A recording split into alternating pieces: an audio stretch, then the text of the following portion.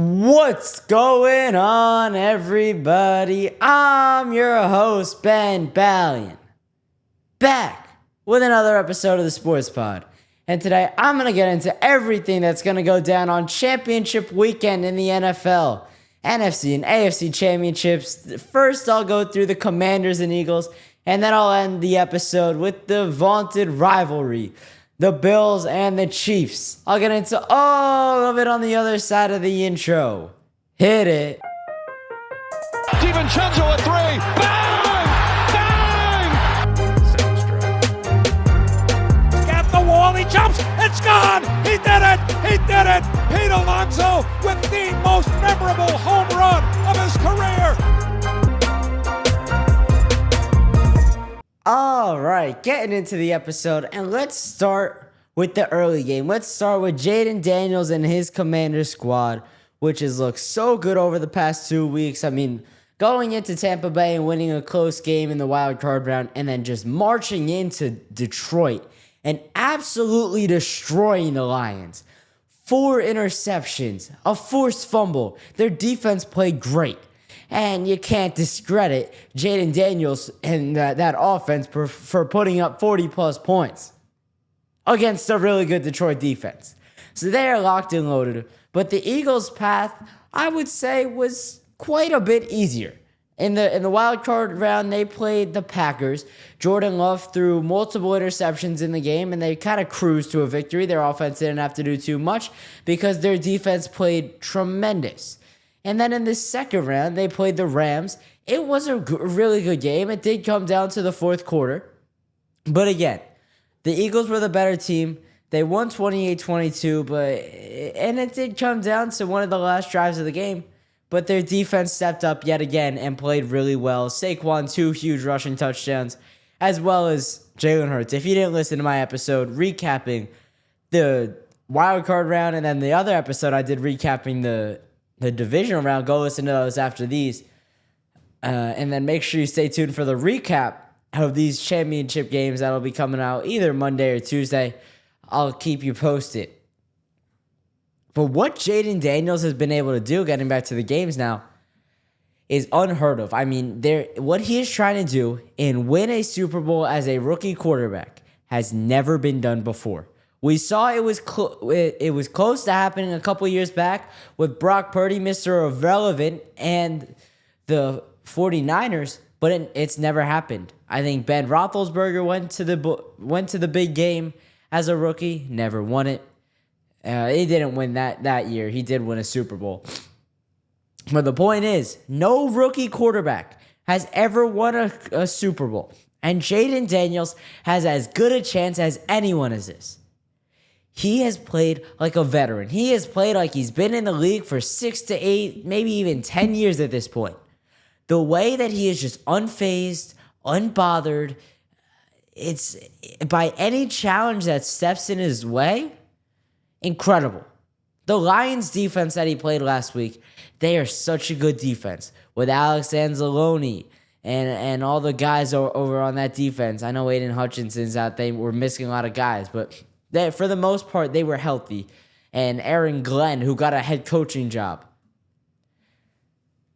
Jayden Daniels just pulverized them. Put up 45 points. His defense held the Lions to 31, and that was their formula to victory. I wouldn't expect as wide a margin as that this week because A, the line is set at 6.5, and B, both of these teams like to play in close games. So I think this is going to come down to a field goal.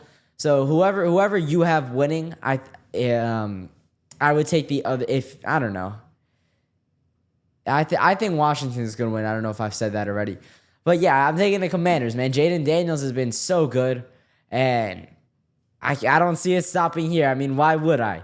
He's having arguably the greatest rookie season of all time, and if he wins this game, I think it will be the greatest rookie season for a quarterback of all time.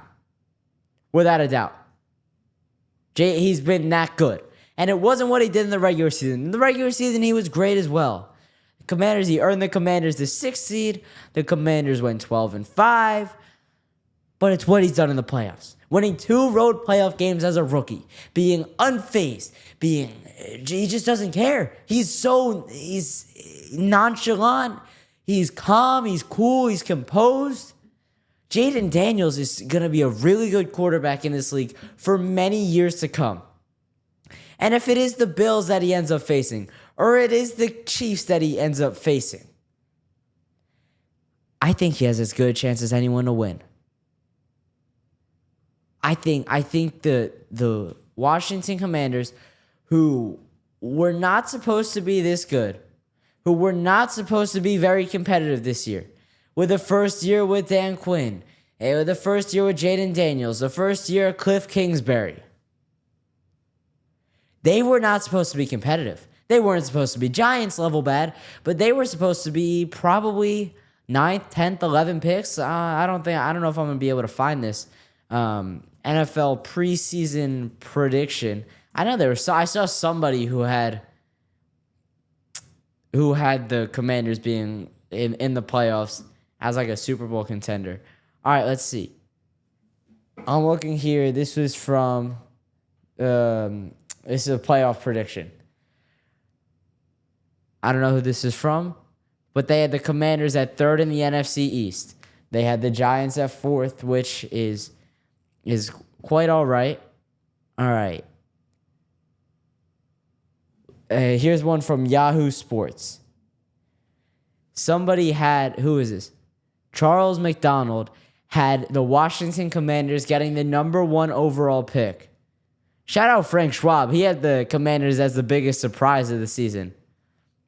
But you get the point. Nobody had the Commanders being this competitive, let alone an NFC Championship appearance in the first year with this regime. The Commanders have magic. They have talent. They have mojo. They have team chemistry. Why can't they go to the Super Bowl? There is nothing in their way besides, of course, Saquon Barkley and the Philadelphia Eagles. Are the Commanders going to be able to stop the rushing game? Are the Commanders going to be able to force Jalen Hurts to make errant throws? He's still dinged up with a concussion. He has a knee injury now. He will be wearing a brace on his knee. Jalen Hurts will not be anywhere close to 100% on Sunday. If this was the regular season, again, he would be sitting out this game. He would not be playing. But it's the playoffs, so you got to push through, and you got to play through injuries. Everybody's dinged up right now. I mean, we saw with Matt Stafford. He was supposedly playing with cracked ribs. Seems like a painful injury to me. So Jalen Hurts has to man up, has to get out of the pocket, do what he does, make a scramble, roll out, create with his legs. Because I'm going to be honest, if the Eagles are going to win this game, Jalen Hurts has to throw the ball well. He's not a Super Bowl level arm talent, in my opinion. I think the other 3 guys are. I think Jayden Daniels can bring his team to a Super Bowl throwing the ball. Patrick Mahomes, we've seen time and time again, can. And Josh Allen, I mean, he's Josh Allen. I know he hasn't gotten over the hump yet, and we'll get to that game later. But I think he does have the arm talent to bring the Bills to a Super Bowl, without a doubt. But for the Eagles, I don't know if Jalen Hurts can. And Jalen Hurts, we've seen him bring his team to the Super Bowl. I don't think he can win a Super Bowl, though. And if the Eagles don't win a Super Bowl with Saquon Barkley, that signing was a failure. Because we saw just 2 years back, the Philadelphia Eagles went to the Super Bowl with Kenneth Gainwell as the starting running back, and they lost. So there has to be some improvement after signing the best running back in the league in Saquon Barkley. There has to be some improvement, and improvement off that season would be winning the big game. But Jayden Daniels is in the way, and I think Jayden Daniels will be able to go out there and lead his team to victory, both with his legs, with his arm, and with his leadership. Because as a rookie, he is a leader in that locker room. He is a leader. He is a general. He is a commander. No pun intended. Jayden Daniels is I am so high on Jayden Daniels. And as a Giant fan, I'm just going to say this is going to suck. And I might have a little bit of bias towards the Commanders because I would rather see Jayden Daniels win than Saquon Barkley. I can get with Jayden Daniels. I don't have any hatred for him. But seeing Saquon go, especially on the Eagles, go to the Super Bowl in his first year since leaving the G-Man, it would absolutely suck. Flat out, it would be terrible. But that might be our reality. And one last question I have for the Commanders before I spend a little bit more time on the Eagles. Is Terry McLaurin going to be able to be the top receiver on this team? Or is Cooper DeJean going to be able to lock him up? Let me look at the box score from just last week. Terry McLaurin had four receptions for 87 yards and a tutty. He had that one screen pass that he broke free for quite a few yards. But other than that, he was pretty quiet. So I'm interested to see what that matchup is like. But also looking at that game, De'Ami Brown, who has played really well in this playoffs, has 6 catches for 98 yards, no touchdowns in that one. But he had a 42-yard reception. I think he can be a guy also. Like we've talked about this Eagles defense, getting to them now. The youngest defense in football, one of the best defenses in football, and one of the better defensive coordinators in Vic Fangio, who has been so good. And the Eagles are so lucky that he wants to stay as an Eagle and he doesn't want to look for head coaching jobs. Because I know there are multiple teams that would jump to give Vic Fangio a head coaching job. Absolutely.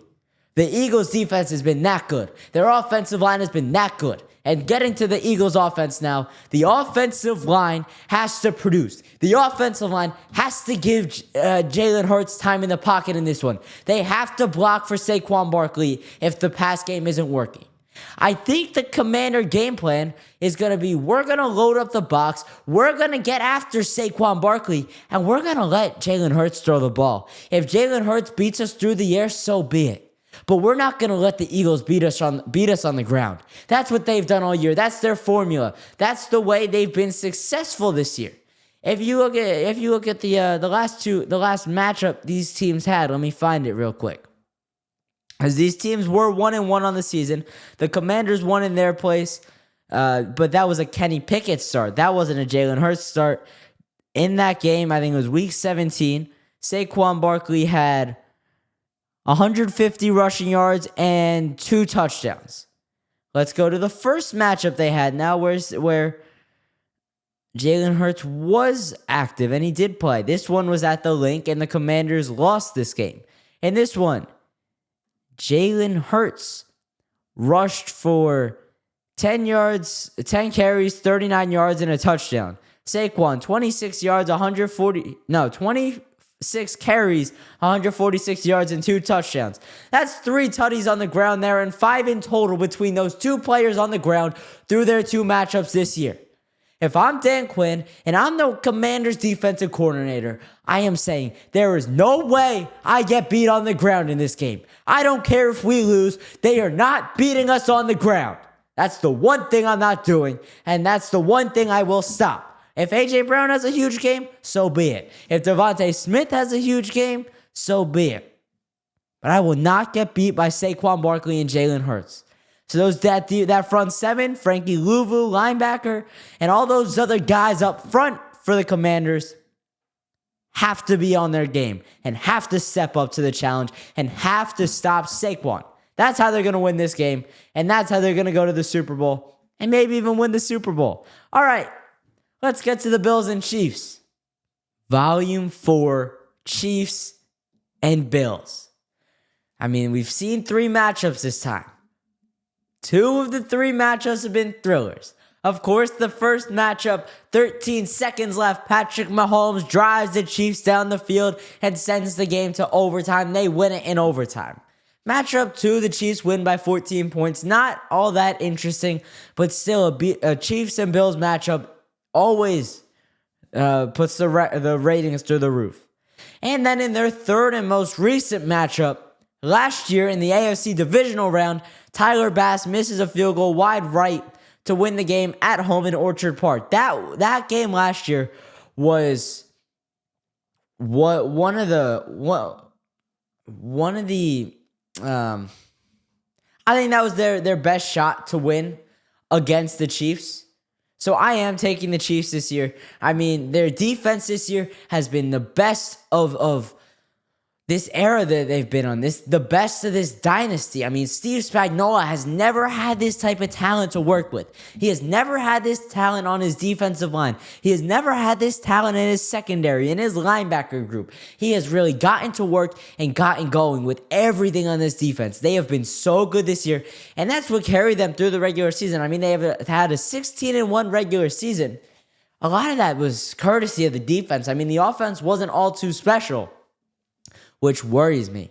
Because if the offense goes back to what it was in the regular season and the defense comes back down to earth, I don't know. I think that there's a chance that the Bills sneak in and win this game. I think there's a chance that Josh Allen does get over the hump in that case. Because you look at their offense is probably the best out of this run. Their defense is definitely the best out of this rivalry. I would take Josh Allen over any other year of his career. This is a career year. I think he deserves MVP. I would take Amari Cooper over Stephon Diggs last year with a fractured relationship with Josh Allen. I would take James Cook over any other running back they have. He is incredibly underrated. He went on Kay Adams' podcast today, Up and Adams. You know what he said? I like being the underdog. And the Bills are always the underdog. The Bills are never favored, and this game is no different. KC is favored at 1.5. James Cook's got to step up. Josh Allen has to step up. Josh Allen has to do what he did last week against the Ravens. Get it going with his leg early. The arm, the throws, the passes, it'll come later. He's got to get it going with his legs. I mean, you saw that one drive that the Bills had at the end of the first half last week. Josh Allen, probably 6 or 7 rushes out of maybe 11 or 12 plays. And he finished it off with 3 straight quarterback keepers right down the middle of the field, plowing through contact, taking hits from Ravens defenders, barreling through contact, and winning.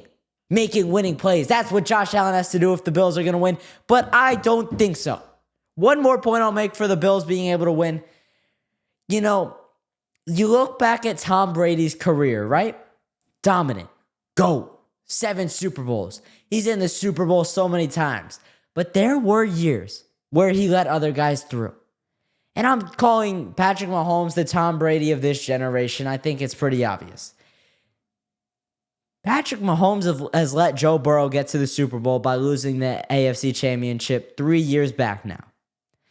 Tom Brady let Ben Roethlisberger get through to the Super Bowl one time. That was, I forget what year it was. Whatever. But he also let Peyton Manning get through thrice. 3 times he let Peyton Manning get through. And the Peyton Manning-Tom Brady connection and relationship is sort of the new age. It's the Mahomes-Josh Allen. That's their rivalry. Like, Tom Brady owned Peyton Manning. He owned the Colts franchise. Patrick Mahomes owns Josh Allen, and he owns the Bills franchise. But these guys did get through. And this could be a year where Josh Allen and the Bills break through and get to a Super Bowl. It happens, and we'll see if this is the year. At the end of the day, 60 minutes decide if you're going to the Super Bowl or you're going to Cancun. I do believe that the Chiefs will be going to New Orleans and the Bills will be going to Cancun. I just can't see Josh Allen getting over the hump. I think he can take his team to the Super Bowl, but not with Patrick Mahomes in the way this year. Patrick Mahomes has really gotten it going in the playoffs. He played a nice game against the Texans. I know there was the controversial roughing the passer call. But Patrick Mahomes, 177 yards through the air. It's not even the most yards that he's really thrown for. I thought he could have thrown for more. 7 rushes for 14 yards. But then his counterpart, the Robin to his Batman, Travis Kelce, the big tight end. 7 receptions for 117 yards. Their new addition at receiver, Xavier Worthy. The new Tyreek Hill, 5 for 45. They had guys going on offense all game long. They had 23 points. They scored 23 points on a Texans team that played pretty solid defense the whole year. The Texans in this game, if I look at their defense, they had 3 sacks. You want to know how many sacks the Chiefs had? They had 8 sacks. I would look for that to continue this Sunday against the Bills. The pressure on Josh Allen. The Bills' offensive line is nothing to scoff at, but it's also nothing that you have to be praising super. There's nothing that's super praisable. They're not too special. The Chiefs' defense will get pressure in there. Chris Jones and Micah McFadden and all the other... Micah McFadden. Whoa, that's a giant. Who was I thinking of? Nick Bolton will get in there. Trent McDuffie. I don't know why I mixed them up. Trent McDuffie will get in the backfield. The Chiefs are going to get pressure. It's going to be, are they going to be able to take James Cook down in the backfield? Are they going to be able to drop Josh Allen for losses of yards? Or is Josh Allen going to be able to evade the pass rush? Is he going to be able to escape the pocket, improvise, make chunk plays, throw to his guys, Amari Cooper, Dalton Knox? That's the question. And then is the other thing, is the Bills defense going to be able to hang with the Chiefs offense? We've seen it time and time again. The Chiefs offense in the second half of these Bills-Chiefs games comes alive. With that said, though, this game will be close going into the fourth quarter, and this game will be close going into the 2-minute warning. This game is coming down to the wire, whether you like it or not. The refs will make sure of it. Roger Goodell will make sure of it. And both these teams will make sure this is a close game with 1.5 minutes left. And if the Bills want to win, they have to make sure Patrick Mahomes does not touch the football last or send this game to overtime, because that is an automatic loss. We'll see you next season. If Patrick Mahomes has the ball last, it's wraps. It is over. That's plain and simple. And the other thing, the special teams. Is Tyler Bass going to be able to right his wrong of missing wide right last year and go perfect from field goals? Is Harrison Butker going to be able to kick perfect on extra points? He's really turned it on the past couple of years after he struggled a little bit earlier in his career. I think he will be, and I think the Chiefs win, and I think the Commanders win. All right, that's going to do it for this episode. If you enjoyed, please consider subscribing and following, commenting, liking, sharing it with a friend, sharing it with anybody. I really appreciate everything. If you want to have your voice heard on the Sports Pod, you could do so by leaving a voicemail at 848-305-8073. Also, make sure you go check out all my socials linked in the description below. And most importantly, make sure you keep it locked with the Sports Pod.